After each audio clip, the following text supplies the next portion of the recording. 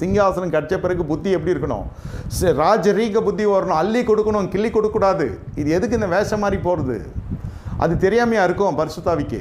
இதே தான் அந்த அனனியா சப்பீரால் பண்ணதும். ஒன்று அந்த சபையில் சேர்ந்துருக்கணும் போய் சொல்லிடணும், ஐயா எங்களால் இவ்வளோ ஃபுல்லாக கொடுக்க முடியாது, நீங்கள் சொல்கிற மாதிரிலாம் நாங்கள் ஊரை சுற்றி கடன் வாங்கி வச்சுருக்குறோம், இல்லை ஏதாவது ஒன்று சொல்லியிருக்கலாம், எங்களுக்கு பொருளாதார பிரச்சனை இருக்குது, நீங்கள் மொத்தமாக கேட்குறீங்க, எல்லோரையும் விற்று கொடுக்கலாம், எங்கள் குடும்ப பின்னணி வேறு, பாதி % கொடுத்துக்குறோம், பாதி நாங்கள் வச்சுருக்குறோம், கொஞ்சம் ஏற்றுக்கோங்க, எங்கள் வயிற்று வழியாக தீர்ந்தோன்னா முழுசாக கொடுத்துருவோம்னா சொல்லியிருக்கலாம்.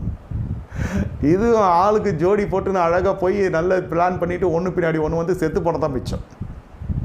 காணிக்கையிலே கர்த்தர் ரொம்ப கர்சனை, ரொம்ப கண்ணும் கருத்துமாக இருக்கிறவர் என்பதல்ல, விசுவாசிகளுடைய உண்மையை கர்த்தர் சோதிக்கிறவராக இருக்கிறார்.